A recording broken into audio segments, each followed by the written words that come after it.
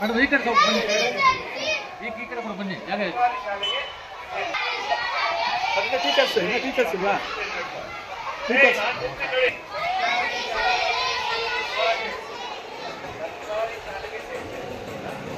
ಸೇರಿಸಿ ಸೇರಿಸಿ ಸೇರಿಸಿ ಸೇರಿಸಿ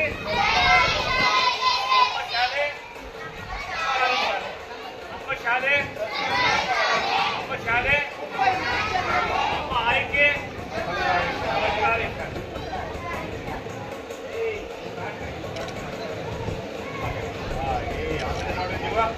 ನಾನು ಕೊಡೋದು ತಗೊಳ್ಳಿ.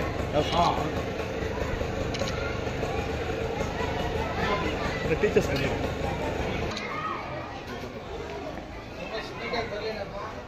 Okay okay.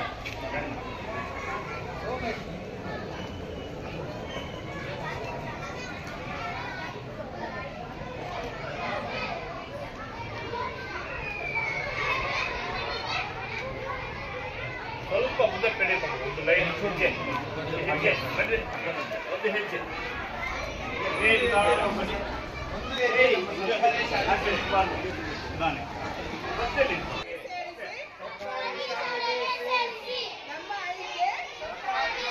ನಮ್ಮ ಶಾಲೆ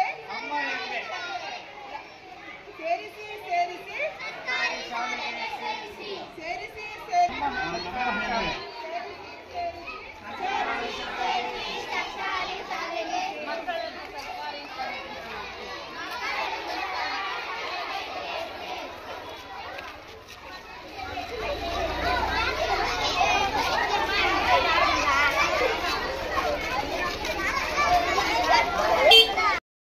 ಶಾಲೆಯ ಪರವಾಗಿ ಶಾಲಾ ಶಿಕ್ಷಣ ಮತ್ತು ಸಾಕ್ಷರತೆ ಇಲಾಖೆ,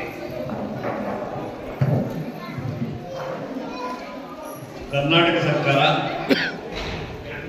ಶಾಲಾ ಶಿಕ್ಷಣ ಮತ್ತು ಸಾಕ್ಷರತೆ ಇಲಾಖೆ,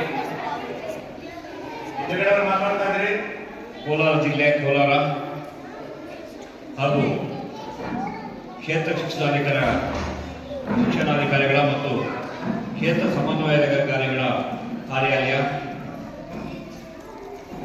ಡಿವಿಜಿ ಶಾಲೆ ಮುಳಬಾಗಿಲು ತಾಲೂಕು ಇದರಿಂದ ಶಾಲಾ ಪ್ರಾರಂಭೋತ್ಸವ, ವಿಶೇಷ ದಾಖಲಾತಿ, ಸರ್ಕಾರಿ ಶಾಲೆಗಳಲ್ಲಿ ಸವಲತ್ತುಗಳ ವಿತರಣೆ, ಕ್ಷೀರಭಾಗ್ಯ ಯೋಜನೆ ಉದ್ಘಾಟನೆ, ಶಾಲಾ ಪ್ರಾರಂಭೋತ್ಸವ ಉದ್ಘಾಟನೆ, ವಿದ್ಯಾರ್ಥಿಗಳ ವೆಲ್ಕಮ್ ಮಾಡಿಕೊಂಡು ಸುಸ್ವಾಗತವನ್ನು ಮಾಡಿಕೊಂಡು ಅದ್ಭುತವಾಗಿ ರೂಪಿಸಿರುವ ಈ ಕಾರ್ಯಕ್ರಮ ಅದ್ಭುತವಾಗಿ ರೂಪುಗೊಂಡಿದೆ.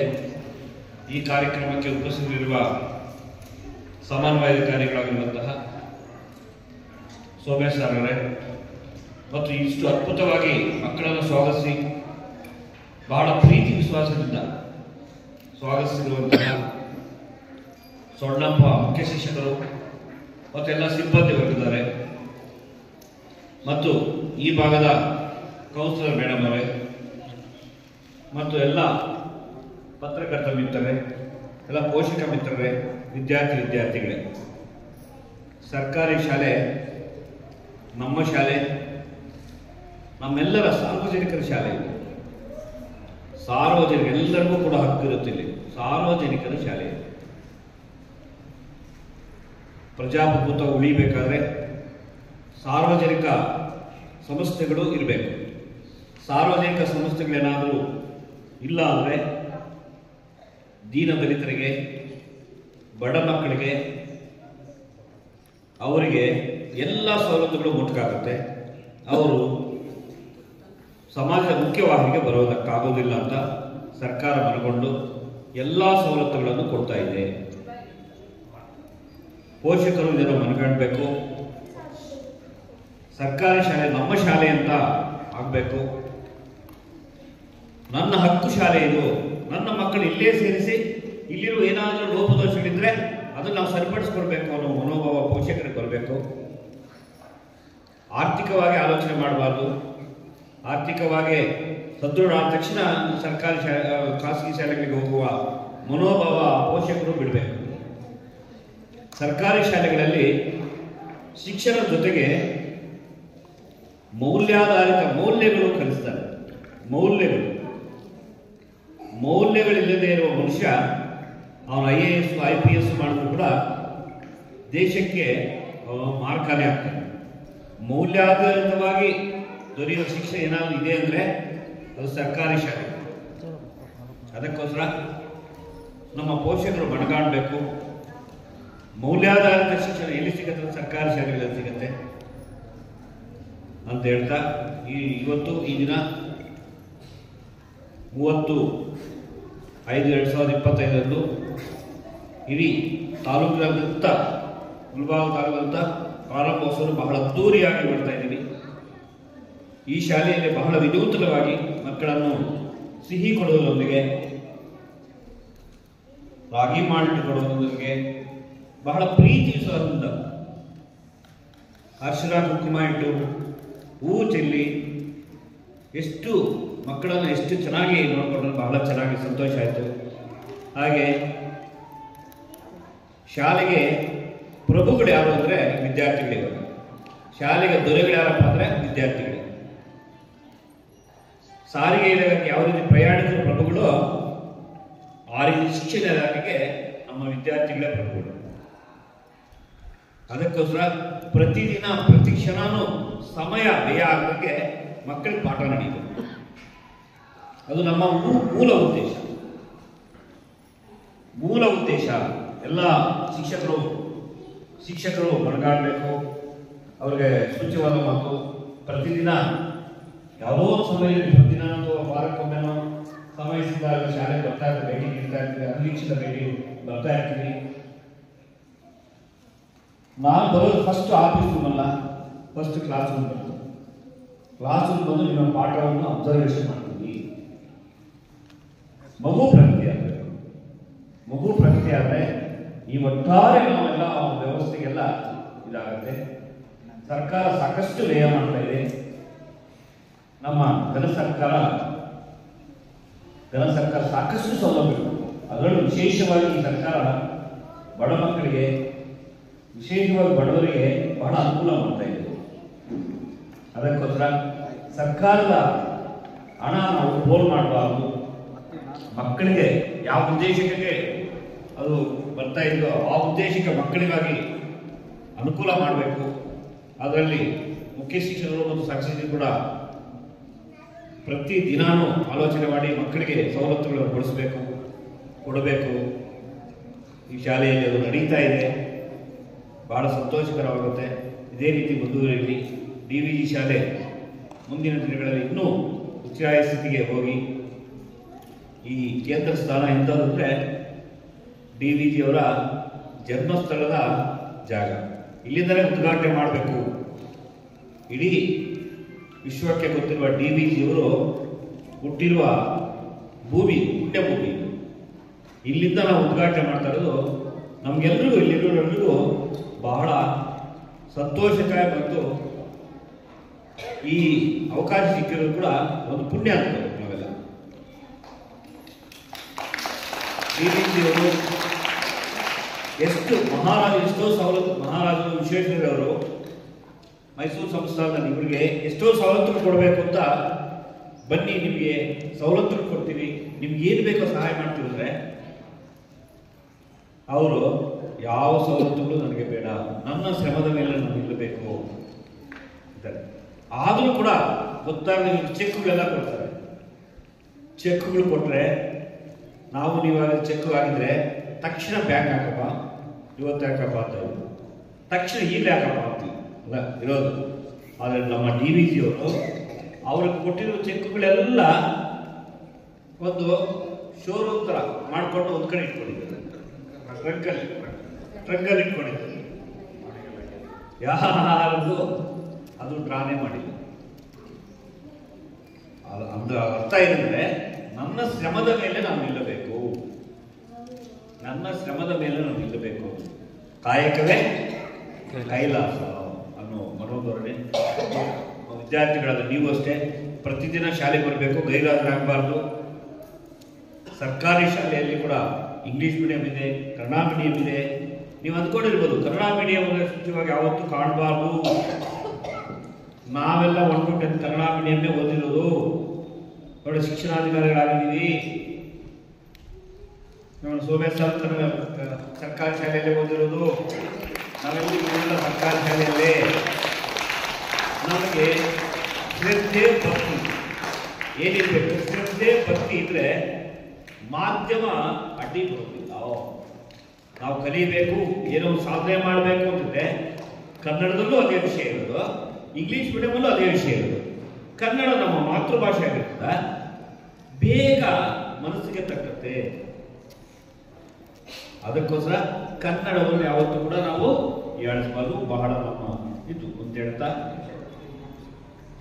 ನಾವು BEd ಕೂಡ ನಾನು ಇಂಗ್ಲಿಷ್ ಮೀಡಿಯಂ ಓದಿದ್ದು, ಆಮೇಲೆ PUC ಇದ್ದ, ಆದರೂ ಸಹ BEd ಅಲ್ಲಿ ಕನ್ನಡದಲ್ಲಿ ಬರೆಯೋಣ ಅಂತೇಳಿ ಕನ್ನಡದಲ್ಲಿ ಬರೆದು ನಾನು ಫಸ್ಟ್ ಕ್ಲಾಸ್ ಬಂದೆ. ಕನ್ನಡದಲ್ಲಿ BEd ಎಕ್ಸಾಮ್, ಕೋಚಿಂಗ್ ಎಲ್ಲ ಇಂಗ್ಲಿಷ್ ಅಂತ ತಗೊಂಡಿದ್ದು, ಬರ್ದಿದ್ದು ಕನ್ನಡದಲ್ಲಿ ಒಳ್ಳೆ 80%. ಅದಕ್ಕೋಸ್ಕರ ಕನ್ನಡ ತರವನ್ನು ನಾವು ಬಿಡಬಾರ್ದು, ನಮ್ಮ ಕನ್ನಡವನ್ನು ನಾವು ಬಿಡಬಾರ್ದು. ಯಾವ ರೀತಿ ಬೇರೆ ಕಡೆ, ಯಾವ ರೀತಿ ಬೇರೆ ರಾಜ್ಯಗಳಲ್ಲಿ ತಮಿಳಲ್ಲಿ ತಮಿಳು ಅಂದರೆ ಅವರು ಪಂಚಪ್ರಾಣ, ಅವರಿಗೆ ಆಂಧ್ರದವರಿಗೆ ತೆಲುಗು ಅಂದರೆ ಪಂಚಪ್ರಾಣ. ಆ ರೀತಿ ಇದ್ದಾಗ ನಾವು ಕನ್ನಡದವ್ರು ಯಾಕೆ ನಮಗೆ ಕನ್ನಡ ಪಂಚಪ್ರಾಣ ಆಗಬಾರ್ದು? ಅದರಲ್ಲೂ ನೀವು ಓದ್ತಾ ಇರೋ ಶಾಲೆ ಕನ್ನಡ ಕೂರ ಮೇರು ವ್ಯಕ್ತಿ DVG ಅವರ ಶಾಲೆ. ಅದಕ್ಕೋಸ್ಕರ ನಾವೆಲ್ಲರೂ ಚೆನ್ನಾಗಿ ಕಲಿಯೋಣ, ಸರ್ಕಾರಿ ಸವಲತ್ತುಗಳೆಲ್ಲ ಚೆನ್ನಾಗಿ ಬಳಸ್ಕೊಡಿ, ಡೈಲಿ ಶಾಲೆಗೆ ಬನ್ನಿ. ನಿಮ್ಮ ಪೇರೆಂಟ್ಸು ಇವತ್ತು ಬೇಡ ಅಂದರೂ ನೀವು ಇಲ್ಬಾರ್ದು, ಪ್ರತಿದಿನ ಶಾಲೆಗೆ ಬಂದ್ಬಿಟ್ಟು ಕಲ್ತ್ಕೊಡಿ. ಒಳ್ಳೆ ನಮಗೆ ಆಫೀಸರ್ಸ್ ಆಗ್ಬೋದು, ನೀವು ಮುಂದೆ ಒಳ್ಳೆ ಸಾಧನೆ ಮಾಡ್ಬೋದು ಅಂತ ಹೇಳ್ತಾ, ನಮ್ಮ ಶಿಕ್ಷಕರು ಎಲ್ಲರೂ ಕೂಡ ಒಳ್ಳೆ ಎನ್ಕರೇಜ್ ಮಾಡಿದ್ದಾರೆ ನಿಮಗೆಲ್ಲ ಮಕ್ಕಳಿಗೆ. ಮುಲ್ಬಾಗಲು ಶೈಕ್ಷಣಿಕ ಮಟ್ಟ ಚೆನ್ನಾಗಾಗಲಿ ಅಂತ ಕೋರ್ತಾ, ಇವತ್ತು ಎಲ್ಲ ವಾರ್ಡ್ ಶಾಲೆಗಳಿಗೆ ಶಾಲೆ ಓಪನ್ ಆಗಬೇಕು. ಅವರು ಓಪನ್ ಮಾಡಲ್ಲ ಅಂತ ಕಳಿಸಿಲ್ಲ, ನಮ್ಮ ಗಡಿ ಭಾಗದಲ್ಲೂ ಕೂಡ ಶೈಕ್ಷಣಿಕ ಮಟ್ಟ ಚೆನ್ನಾಗಾಗಬೇಕು ಅಂತ. ಪಾಪ ಟೌನಲ್ಲಿ ಇರೋರು, ಚೆನ್ನಾಗಿರೋರು ಎಲ್ಲ ಇಲ್ಲಿ ವಾಸ ಆಗಿರ್ತಾರೆ, ಆದರೆ ಹಳ್ಳಿ ಕಡೆಗೆ ಜೀವನ ಬಹಳ ದುಸ್ತರವಾಗಿದೆ. ಇನ್ನು ಅಲ್ಲಿ ಕೂಡ ಶಾಲೆ ಓಪನ್ ಆಗಿ ಇವತ್ತಿಂದ ಶೈಕ್ಷಣಿಕ ಮಟ್ಟ ಅಲ್ಲಿಂದ ಕೂಡ ಪ್ರಾರಂಭ ಆಗಬೇಕು ಅಂತ ನಮ್ಮ ನಿಲುವು. ನಾವು ಸೋಮೇಶ್ ಸರ್ ಯೋಚನೆ ಮಾಡಿ ಬಾರ್ಡ್ ಶಾಲೆಗಳಿಗೆ ನಮ್ಮ ಅಧಿಕಾರಿಗಳೆಲ್ಲ ಕಳಿಸ್ತೀವಿ, ಇವತ್ತು ಓಪನ್ ಮಾಡಿಸ್ತಾ ಇದ್ದೀವಿ. ಯಾವುದೋ ಒಂದು ಶಾಲೆಯಲ್ಲಿ 10-20ಕ್ಕೆ ನಮ್ಮ ಸೋಮೇಶ್ ಸರ್, ನಾವು BO ಹಾಜರಾಗ್ತೀವಿ, ಶಾಲೆಗಳಿಗೆ ಹಾಜರಾಗ್ತೀವಿ. ಕ್ಲಾಸ್ ರೂಮ್ಗೆ ಹೋಗಿ ಅವರ ಅಪ್ಡೇಟನ್ನು ಮಾಡಲೇಬೇಕಾಗಿದೆ, ನಾವು ಮಾಡ್ತೀವಿ ಅಂತ ಹೇಳ್ತಾ ಇದ್ದೀವಿ. ನಮ್ಮ ತಾಲೂಕಿನ ಶೈಕ್ಷಣಿಕ ಮಟ್ಟ ಸರೋಗಬೇಕು, ಮಕ್ಕಳು ಉದ್ಧಾರ ಆಗಬೇಕು ಅನ್ನೋದು ನಮ್ಮ ಪರಮತೆ. ಮಕ್ಕಳಿಗೆ ಪಾಠ ಆಗಬೇಕು ಅನ್ನೋ ಪರಮತೆಯನ್ನು ಇಟ್ಕೊಂಡು ಇಲ್ಲಿ ಬಂದಿದ್ವಿ ನಾವು. ಅದನ್ನು ನಾವೆಲ್ಲ ಚಾಚು ಮಾಡ್ತೀವಿ ಅಂತ ಹೇಳ್ತಾ, ಮೇಷ್ಟ್ರುಗಳಿಗೂ ಸೂಚ್ಯವಾಗಿ ಹೇಳಿದ್ದೀವಿ, ನೀವು ಏನು ಪಾಠ ಮಾಡಬೇಕು ಇವತ್ತು ಅದನ್ನು ಇಲ್ಲಿರುವವರು ಅರ್ಥ ಮಾಡ್ಕೋಬೇಕು. ಪಾಠ ಟಿಫಿನ್ ಅಂತ ಬಂದ ತಕ್ಷಣ ಪಾಠ ಟಿಫಿನ್ ನೋಡ್ತೀವಿ. ನೀವು ಇವತ್ತು ಏನು ಮಾಡಬೇಕು, ಕ್ಲಾಸ್ ರೂಮ್ ಒಳಗಡೆ ಹೋಗ್ತಾ ಇದ್ದೀರಿ, ಯಾವ ಉದ್ದೇಶ ಇಟ್ಕೊಂಡು ಇಲ್ಲಿ ಬಂದಿದ್ದೀರಿ, ನೈಟಿಗೆ ಹೋಮ್ವರ್ಕ್ ಮಾಡ್ಕೊಳ್ಬೇಕು. ನಾನು ಇವತ್ತು ಈ ಕ್ಲಾಸ್ಗೆ ಪಾಠ ಈ ರೀತಿ ಮಾಡಬೇಕು, ಜಾಸ್ತಿ ಇಲ್ಲೂ ಸಂಕ್ಷಿಪ್ತವಾಗಿ ಬರ್ಕೊಂಡು ಬರಬೇಕು. ಅದನ್ನು ಫಸ್ಟ್ ನಾನು ಅಬ್ಸರ್ವ್ ಮಾಡ್ತೀನಿ ಅಂತ ಹೇಳ್ತಾ, ಯಾರಿಗೂ ಕೂಡ ಕ್ಷಮಿಸೋದಿಲ್ಲ, ವೃತ್ತಿಯಲ್ಲಿ ಮೋಸ ಯಾರು ಕೂಡ ಮಾಡೋದಿಲ್ಲ. ನನ್ನನ್ನು ಸೇರ್ಕೊಳ್ತಾರೆ. ನಾವು ಏನು ಸರ್ಕಾರ ಸಂಬಳ ಕೊಡ್ತಾ ಇದೀವಿ ಅದಕ್ಕೋಸ್ಕರ ನಾವು ಮಾಡಬೇಕು ಅಂತ ಹೇಳ್ತಾ, ನಮ್ಮ ಶೈಕ್ಷಣಿಕ ಮಟ್ಟವನ್ನು ಸುಧಾರಿಸಬೇಕು ಅಂತ ಹೇಳ್ತಾ, ಸರ್ಕಾರದ ಎಲ್ಲ ಸವಲತ್ತುಗಳನ್ನು, ಕಾರ್ಯಕ್ರಮಗಳನ್ನು ಚಾಚುದಂತೆ ಮಕ್ಕಳಿಗೆ ತಲುಪಿಸಬೇಕು ಅಂತ ಹೇಳ್ತಾ, ಇವತ್ತು ಪ್ರಾರಂಭೋತ್ಸವಕ್ಕೆ ನಮ್ಮನ್ನು ಕರೆದು ಬಹಳ ಆತ್ಮೀಯವಾಗಿ ಬರಮಾಡಿಕೊಂಡು ಈ ಕಾರ್ಯಕ್ರಮವನ್ನು, ಈ ಶಾಲೆನೇ ಯಾಕೆ ಸೆಲೆಕ್ಟ್ ಮಾಡ್ಕೊಂಡ್ವಿ ಅಂದರೆ ಇಲ್ಲಿ ಒಳ್ಳೆ ಕಾರ್ಯಕ್ರಮ ನಡೀತದೆ ಅಂತ ನಮ್ಗೆ ಗೊತ್ತಿದೆ. ಬೇರೆ ಶಾಲೆಗಳಲ್ಲಿ ನಡೀತದೆ, ಆದರೆ ಇಲ್ಲಿ ಸ್ವಲ್ಪ ವಿಶೇಷವಾಗಿ ಗಮನ ಕೊಡ್ತಾರೆ. ಅದಕ್ಕೋಸ್ಕರ ಪ್ರಾರಂಭ ಮಾಡಿದ್ದೀವಿ. ಪುಸ್ತಕ ವಿತರಣೆ ಮಾಡಿದ್ದೀವಿ, ಬಟ್ಟೆ ವಿತರಣೆ ಮಾಡಿದ್ದೀವಿ, ರಾಗಿ ಮಾಲ್ಟ್ ವಿತರಣೆ ಮಾಡಿದ್ದೀವಿ. ಮಕ್ಕಳಿಗೆ ಸಿಹಿ ಸಿಹಿ ಊಟ ರೆಡಿ ಆಗ್ತದೆ, ಬಿಸಿ ಊಟ. ಹಾಗೆ ದಾಖಲಾತಿ ಆಂದೋಲನ ಮಾಡ್ತೀವಿ. ಇವಾಗ ಎಲ್ಲ ವಿದ್ಯಾರ್ಥಿಗಳು ದಾಖಲಾತಿ ಆಂದೋಲನ ಮಾಡ್ತೀವಿ. ಈ ಎಲ್ಲ ಕಾರ್ಯಕ್ರಮಗಳು ಈ ಸರ್ಕಾರಿ ಶಾಲೆಗಳಲ್ಲಿ ಇಲ್ಲಿ ಯಾವ ರೀತಿ ನಡೀತಾ ಇದ್ವೋ ಅದೇ ರೀತಿ ತಾಲೂಕಲ್ಲೇ ಪ್ರತಿಯೊಂದು ಶಾಲೆಯಲ್ಲಿ ನಡೀತಾ ಇದೆ. ಪ್ರತಿಯೊಂದು ಶಾಲೆಯಲ್ಲಿ ನಡೀತಾ ಆ ರೀತಿ ಡೈರೆಕ್ಷನ್ ಮಾಡಿದ್ದೀವಿ ಅಂತ ಹೇಳ್ತಾ ಮತ್ತೊಮ್ಮೆ ನಮ್ಮನ್ನು ಬರಮಾಡಿಕೊಂಡು ಇದು ಬಹಳ ಒಳ್ಳೆಯ ಕಾರ್ಯಕ್ರಮವನ್ನು ಅನುಷ್ಠಾನ ಪ್ರಾರಂಭಿಸುವ ಕಾರ್ಯಕ್ರಮ ಬಹಳ ಚೆನ್ನಾಗಿ ಮಾಡಿದ್ದಕ್ಕಾಗಿ ಈ ಶಾಲೆಯ ಮುಖ್ಯೋಪಾಧ್ಯಾಯರು ಮತ್ತು ಎಲ್ಲ ಮಿತ್ರರಿಗೂ ಮತ್ತು ಸೋಮೇಶ್ ಸರ್ ಅವ್ರಿಗೂ ಮತ್ತು ವಿದ್ಯಾರ್ಥಿಗಳು ಮತ್ತು ಎಲ್ಲ ಪತ್ರಿಕಾ ಮಿತ್ರರಿಗೂ ಪೋಷಕರಿಗೂ ವಂದಿಸ್ತಾ ನನ್ನ ಮಾತುಗಳನ್ನು ಮುಕ್ತಾಯ ಮಾಡ್ತೀನಿ. ಜೈ ಹಿಂದ್, ಜೈ ಕರ್ನಾಟಕ.